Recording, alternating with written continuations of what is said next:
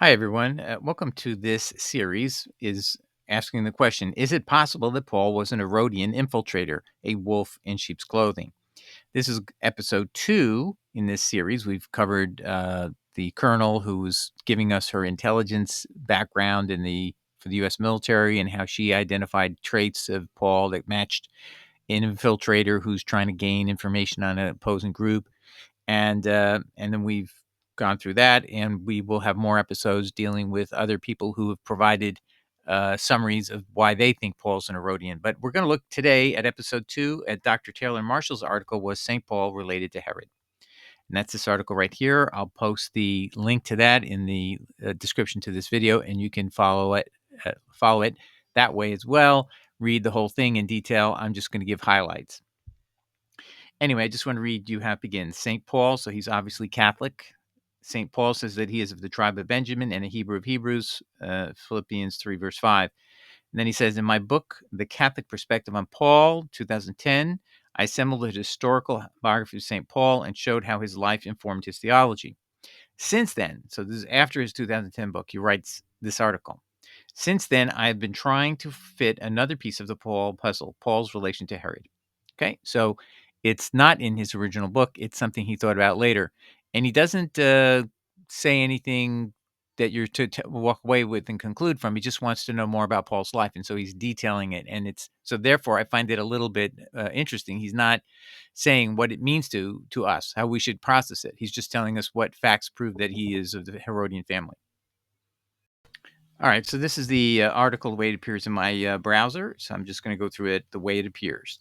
And we've read that to you. And then he gives you a nice outline of who the different people are. Herod Antipas, again, is known as Herod Tetrarch, and has Bible references in every gospel, he says, except Luke 1 to 2 and Matthew 2. Then he gives you all the other names and so on. Paul was originally an Herodian. He just gives you that conclusion right out of the box. But then he defines it a little differently than you might assume.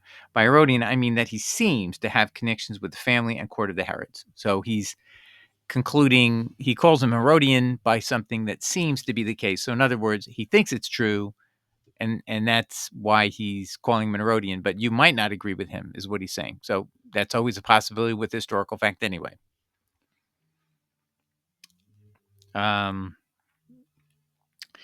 Theologically, Saul Paul favored the theology of the Pharisees before his conversion, but his family connections relate him to the inner circle of Herod Agrippa. Okay, and he'll give you his reasons. Here are the reasons demonstrating that Saul Paul had Herodian connections. The first thing is he says Saul Paul was highly educated both in Hebrew scripture and tradition, but also in Greek philosophy. And why does he say that? First thing he's going to say, well, he appears to be quoting from the Timaeus of Plato, which there's one God and Father of the heavens and earth, that kind of thing. And that's in Acts 17. But personally, that isn't very effective because also Jesus calls the Father the God of heaven and earth. So, I mean, it doesn't prove anything. But what he left out is something I'm going to show you quickly. So Dr. Taylor Marshall gets into this topic, and he says, Paul begins by proclaiming to the Athenians, quote, the God who made the world, footnote, and it's going to be this Timaeus 28c. And as I said, that isn't really very significant because the Bible says God made the world too. So I don't know why he went there. But when you go to this article from Harvard Theological Review, you find something else of interest about Acts 17, verses 16 to 31. That's where Paul is talking to the Areopagus. He's the judge of the court, the highest court of the Supreme Court, if you will, of Athens. And so let's see here. But when you dig a little deeper, Paul is asserting there a point of view that belongs to Stoics, and that is that God does not dwell in temples made of human hands. And that's actually what Paul says in this passage in 1724. Paul asserts to the Stoics and Epicureans that God, quote, does not live in temples built by hands, nor is he served by human hands as if he needed anything. Now, that is completely biblically false, and I have a separate video talking about that. But why is Paul quoting this passage out of the philosophers? Okay, so where is this coming from? So if you go to Plutarch's De Stoicorum Repugnantis, which means the contradictions of the Stoics, Plutarch cites Zeno's disdain for idols and temples as a place. So that they were not a really sacred place, because when they're made by hands, they're not any big deal. Okay. And that's exactly what Paul says. God does not live in temples built by hands, by human hands. And so if you go back to a translation of Plutarch, it says this. This is Plutarch speaking about Zeno, the Stoic philosopher of several hundred BC. Moreover, it is a doctrine of Zeno's not to build temples of the gods, because a temple not worth much is also not sacred, and no work of builders or mechanics is worth much. So anybody who by hand makes a temple, it's something that's not worth much, and if a temple that is not worth much is also not sacred, therefore no temple made by humans' hands is sacred. God doesn't dwell there. So Paul is literally extracting this thought from Plutarch, from Zeno, that is quoted by Plutarch, and makes a statement that affirms their viewpoint. And this is the heart of the case that he's up on appeal for. We have that discussed elsewhere. But now, when you're trying to figure out where is he coming from, he's coming from definitely an Herodian point of view, that that the Herodian family and those people allied with him, like Pontius Pilate, were advocating that the Gentiles could and should be allowed to go into the temple and do sacrifices on the altar that Yahweh's high priest would use. And the high priest, even if they were Herodian, would draw a line there, apparently, or at least everybody's furious to think this was contemplated by anybody. And that was the resistance. So you can see Paul is definitely pushing for something that the Herodian family wants, which is, there is no sacredness to this temple. Anybody should be able to sacrifice there. Anybody circumcised or not should be able to go in. Circumcision should be nothing anymore. That's actually all implied in this one thing, that God does not dwell in temples made of human hands. So why do you treat it as sacred? Why do you care? Why would God care if somebody's circumcised or not? I'm sure this is a Herodian thought through and through. If you think about it, it makes no sense to Gentiles. Why does God care about whether you've been circumcised or not? But it turns out it's a very healthy procedure, and we have a whole couple of videos on circumcision and its health benefits. Anyway, so let's continue. All right, so on point 1, he cites Timaeus as a source of Paul's statement that there's a Father, God the Father, creator of the worlds, as a reference point that you could point towards Herod. I would say no, that's not very convincing at all. But if you'd gone and found the actual Timaeus discussion in that Harvard Theological Review, you would have said, yes, his quoting of Plutarch is what's also going on, who is in turn quoting Zeno, and that is a Greek philosopher who teaches that, temples made of human hands are not sacred, therefore they're not to be protected or honored in any way. All right, and that would be very Herodian. Then he says this. 2, Saul Paul was a Roman citizen. Jews were not typically citizens. We learn that Saul Paul gained his Roman citizenship by birth. This means that his parents were Hebrews with Roman privilege, or they were people who had Roman privilege who were claiming to have a lot of Hebrew lineage, or some Hebrew lineage. In the first century, Hebrews with Roman privilege were linked to the Roman appointed rulers of Palestine, the Herods. That's correct. They claimed Hebrew lineage. They were actually, I'm not going to go into it, but I'm going to give him this point. He's proving something that does help prove a Herodian lineage of Paul. 3, Saul Paul officially persecuted Christians on behalf of the temple authorities. This is odd. Yes, it is very odd. Think about how hard it was for the Sanhedrin to kill Jesus Christ. Back and forth between the Roman Pontius Pilate and the Roman appointed king Herod Antipas, the Tetrarch, killing Christ was complicated and difficult. And yet somehow we are to believe that Saul received certificates of authority in around the year AD 36 to go about capturing and killing Christians without trial, even as far away as Damascus? Okay, and Dr. Marshall says something here I don't quite understand. Ahem, this is the Roman Empire with laws and rules. We'll pause and not address that. I don't exactly know what he means, but then he's correct, goes on. A man can't get permission from the priests of one city and then go and capture people in another city. How did Saul Paul get that power? The high priest and the Jewish Sanhedrin in Jerusalem could not have authorized Saul to arrest Christians in Damascus. The high priest and the Jewish Sanhedrin in Jerusalem had no power in Damascus, a city in the Roman province of Syria. I'll get into that in more detail in a second. Jerusalem belonged to the Roman province of Judea. So that would be different. One's Judea, one is Syria. Province of Syria, province of Judea. That's what he's pointing out. So I'm going to pause right there to just discuss that. Dr. Keller goes on. Saul seems to have gained an authority entrusted to him by a civil power connected to the temple, meaning at Jerusalem. This means that Saul needed religious authority, the temple, and he needed Roman authority in Damascus, King Aretas IV of Damascus. And then he's going to tell you who he is, and this is important. He's an Herodian. He's part of the Herodian family.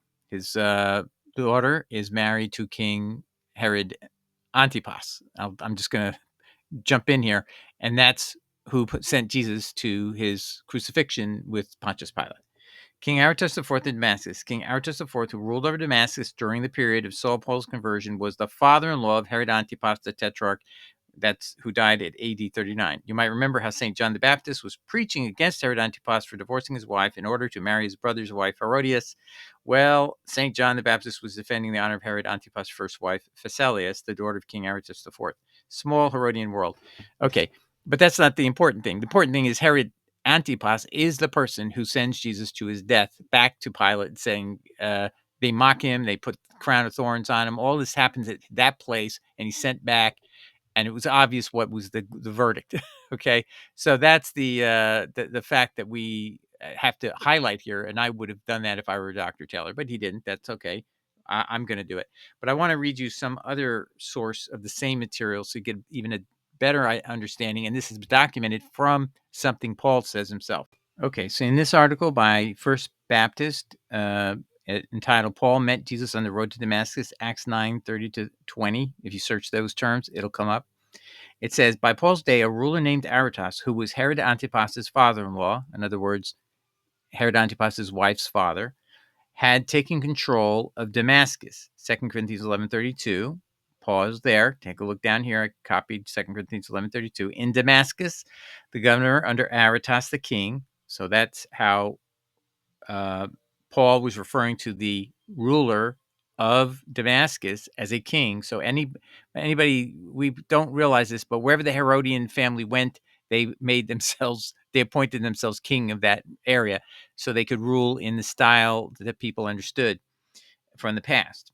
Aretas the king kept the city of Damascus with a garrison. So he is a ruler of the province of Syria, a Roman province, but he's not in the same province that is from Judea where Paul came from. So therefore, how are you going to cross-relate these two? The high priest has no authority to order an arrest in Damascus, only King Aretas. So Paul's going there knowing his relative, obviously, from the other evidence we have, that's his relative. It's is an in-law, if you will. So that person has an immediate recognition of who Paul is, and he's going to give him whoever he wants to arrest and put them, kill them, and do whatever he was doing to them. Let's keep reading, because there was a very large Jewish population there. So Damascus has a lot of Jewish people, estimated 50,000. Aretas was keen on keeping them happy. He would have given Saul the right to come and arrest Christians, and he was able to do so because the Romans gave him that autonomy. And again, what's going on here? You got the Nazarene sect, the Ebionite sect, and they believe there's a Messiah, and a Messiah means an anointed one, a king. Jesus says, I'm a king, not of this world, but they take that with a grain of salt. They don't want any competing kings, and so this is a motivation enough to get rid of these interfering people who believe there's another king other than the Herodian family and all their kings in their different provinces. Okay, and then Dr. Marshall asks a good question. Which one politician of this period had deep connections with the high priesthood at the temple in Jerusalem and political influence in Damascus? Who was the only man on earth who could arrange for Saul to act on behalf of the high priest in the foreign city of Damascus? Oh, that's right, Herod Antipas, the Tetrarch, the very person, again, who sent Jesus to his death back to Pontius Pilate and had his men mocking Jesus, putting a crown of thorns on his head. Why was Saul Paul able to fulfill his desire to persecute Christians on behalf of the high priest throughout the Roman Empire? Because his family was close to the family of Herod, or was the family of Herod. That's the actual truth. He's leading up to it, I guess. Next, 4. Saul Paul is grouped with those raised with Herod Antipas the Tetrarch. Now, this is something I thought I was uniquely finding it, but he found it as well. You'll see. This is Acts 13:1. Now, there were in the church that was in Antioch certain prophets and teachers as Barnabas and Simeon, that was called Niger, and Lucius of Cyrene, which, by the way, is probably Luke, the gospel writer, according to Eisenman. because Luke means Lucius. That's his Latin name. And Manaen, which had been brought up with Herod the Tetrarch and Saul, Acts 13, verse 1. The Greek is unclear, but there's certainly a group of young Jewish men in Antioch who are associated with Herod Antipas the Tetrarch. No, the Greek isn't unclear. It simply says there is no doubt, this is not which, it's Manaen who had been brought up with Herod the Tetrarch and Saul. That means they were all childhood friends. Herod the Tetrarch, Antipas, the person who sent Jesus to his death by sending him back to Pontius Pilate, that's the guy who is giving Paul this authority to persecute Christians. Makes perfect sense, right? According to Josephus, Herod Antipas the Tetrarch, his full brother Archelaus, and his half-brother Philip were raised and educated in Rome. Most people wonder, hey, what does Rome have to do with anything? Because Paul in Romans 16:13 salutes his relative Herodian, little Herod in Greek, Herodian in Rome. Well, why would they be there? Oh, you can see they're all educated in Rome. Herod Antipas, Archelaus, half-brother Philip. Josephus Antiquities 17.20-21. Hence, those raised with Herod Antipas the Tetrarch were educated in Rome. I would not be surprised if Saul Paul had also studied in Rome as a young man, even though he is younger than Herod Antipas the Tetrarch. Let's continue. 5. And by the way, we covered that last time. That came from Eisenman, the reference to Josephus. 5. Saulus Paulus was not merely a plebeian rabbi, he had political clout. When Saul Paul is arrested, the commander assigns, get this, 470 men to guard Paul's life. Yeah, that's like a king. King is being protected. Quote, get ready a detachment of 200 soldiers, 70 horsemen, and 200 spearmen to go to Caesarea at 9 tonight. Provide horses for Paul so that he may be taken safely to Governor Felix. That's in Acts 23, verse 23. So he then does the math. 200 soldiers, 70 horsemen, 200 spearmen. Yes, Paul was a Roman citizen, but Roman citizens didn't normally receive 470 bodyguards. Saul Paul was being protected because he was connected to the family of Herod Agrippa and Herod Antipas, I might add here. Josephus refers to a Saulus who persecuted people in Jerusalem. We mentioned this in a prior episode anyway, but let's read it here. So he's just repeating what Eisenman has said. From the Antiquities 20.9.4 of Josephus, we read, Costabrus also and Saulus did themselves get together a multitude of wicked wretches, and this because they were of the royal family. Okay? So if Saul is Paul's name that was used he just showed you here in Acts 13. When you go here, where was that? Acts 13 and Saul. See that there? Saul. So we're hearing Saul until changes in Acts 16, and then it's Paul without any explanation why it changes. All right. So Josephus refers to Saulus, who persecuted people in Jerusalem. Antiquities 20.9.4 of Josephus. That's in 95 AD, being written by Josephus, Jewish person who's now working on behest of the Roman leaders to write a history of the Jews. Costabrus also and Saulus did themselves get together a multitude of wicked wretches, and this because they were of the royal family. They were of the Herodian family. And so they obtained favor among them because of their kindred to Agrippa. Yes, they're related to Agrippa and Herod Antipas. These are brothers.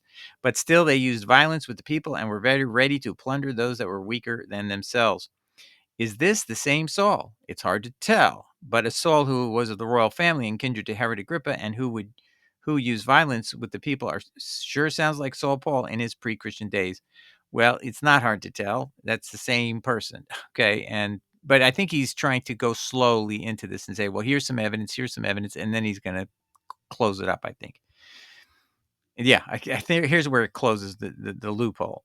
7. Paul identifies his Herodian kinfolk. We don't need Josephus to tell us about a Saul who was a kindred to Herod Agrippa. So he's saying the real proof that he's a relative of Herod Agrippa is his own statements, Paul's own statements. So we don't really need Josephus to know it, but that's corroboratory of what we're going to read here. So he says in Romans 16:11, Paul writes, "Greet Herodian, my kinsman." This is a proof that Eisenman had already brought up, and potentially that's where he got it from, or he found it independently. I'm not saying which, but the point is this is the conclusive proof. But all the other proof is adding up to the same conclusion. Paul. However, we actually do know who Herodian is according to church history, which we showed you in a prior episode. We asked who is Saint Herodian because he actually allegedly becomes a saint, and he evangelizes in southern Russia, according to the accounts of the Orthodox Church we discussed. Whether it's true or not, I don't know that we can ever tell sometimes with these type of histories, but we may know more about Herodian than we really know. We really think we know. Anyway, he brings up a really interesting conclusion here, which a lot of people don't realize.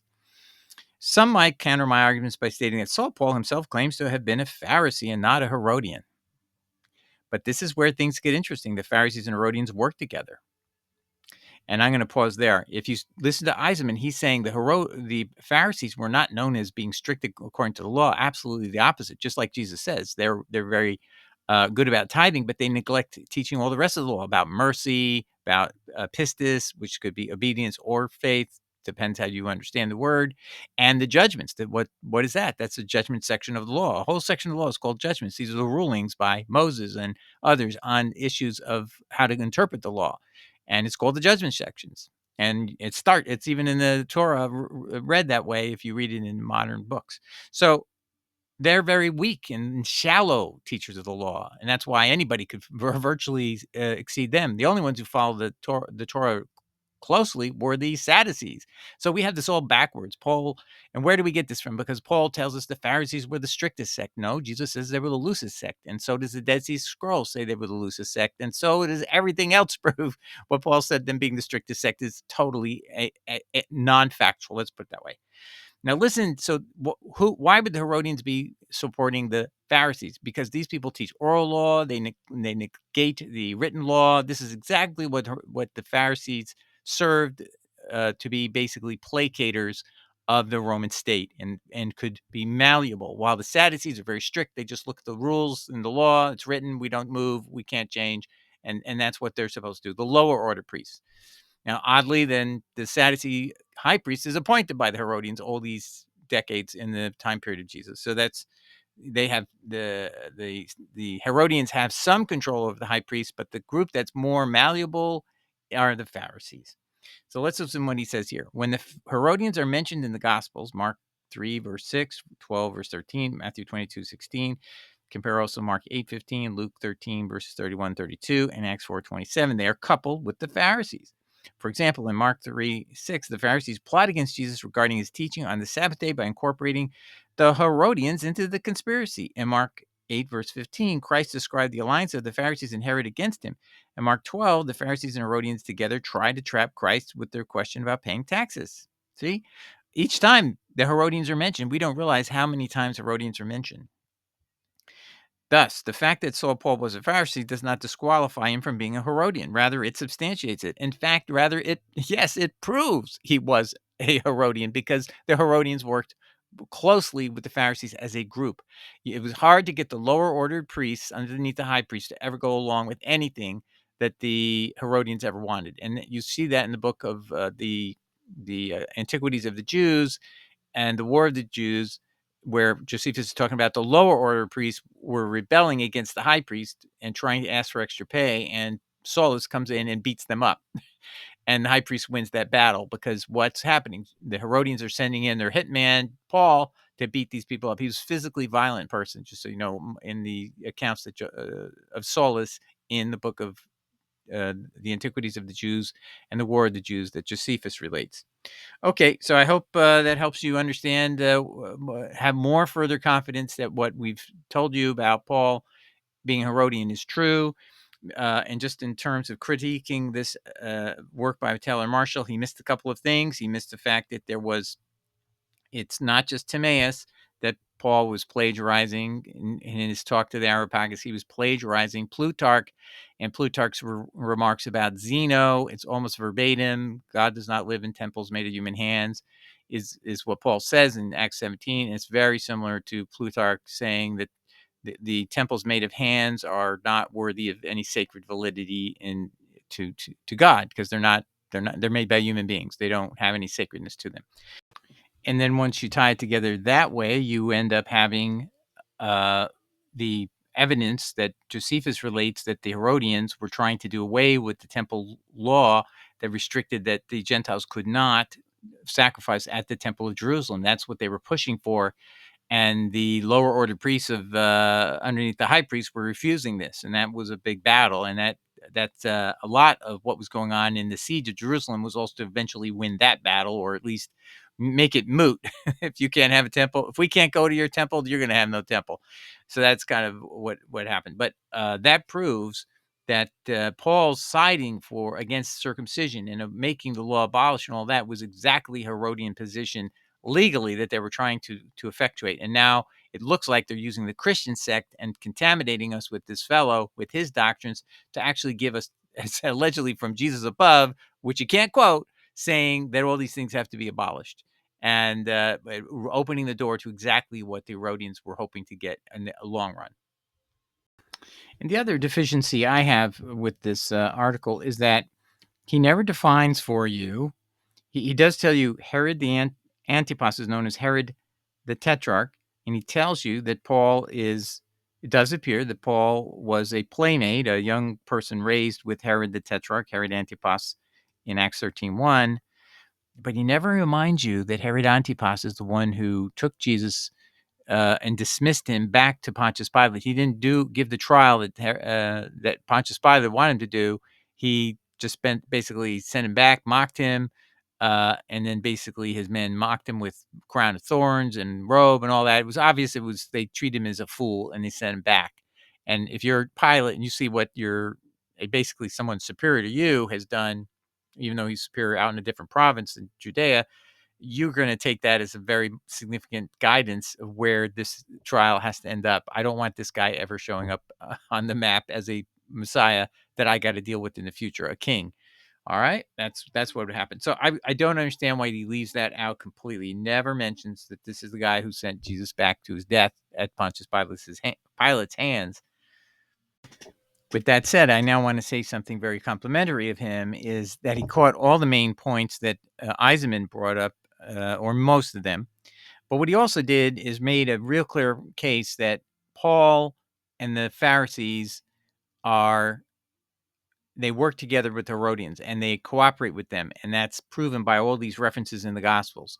So this whole idea that Paul somehow uh, was not part of a conspiracy before he became a quote Christian with the Herodian party against Jesus, which was in the lifetime of Jesus already operating, that is wrong. That Paul actually was part of a party that was opposed to Jesus, and it wasn't just because Jesus was opposed to their looseness about the law, and they were very loose about the law, and they were the ones who said the law was given by angels. Just so you know, and it's not true. It's a false statement, and that was how they denigrated the law and minimized it and made their oral law more superior to the written law, which they claim was given by God. So they made the written law given by angels, but the oral law that they had was given by God. You see what they did? They just totally flipped the script. So now the Bible would be only secondary to their primary authority as this new order of rabbis called the Pharisees. But the point I'm bringing out is that he alone has brought this point out that the Pharisees were agents of Herod at the time of Christ, and it's evidence right in our own Gospels. Let me just add, that's a generalization. You could have someone like Gamaliel who was not serving the Roman interest. And for example, in Acts 5, he says, leave these people alone. He tries all the other people in the Sanhedrin want to persecute the Christians, the high priest, and then obviously other members of the Sanhedrin. But this man has much more stature. He stands up and says, no, no, no. Let's let God make the decision here. If they're from God, we'll know. If they're not from God, we'll know. And he said, leave them alone. And apparently they beat him a little bit out the door, but they sent him on their way, and they didn't try to tell them to stop preaching anymore as they had done before. The high priest had before. That's what led to the hearing. So anyway, I think there is a lot of benefit looking in this direction to even understand the gospel accounts and the execution of Jesus and what was motivating it and who was really behind it. All right. God bless everybody. Take care. Ciao. Bye.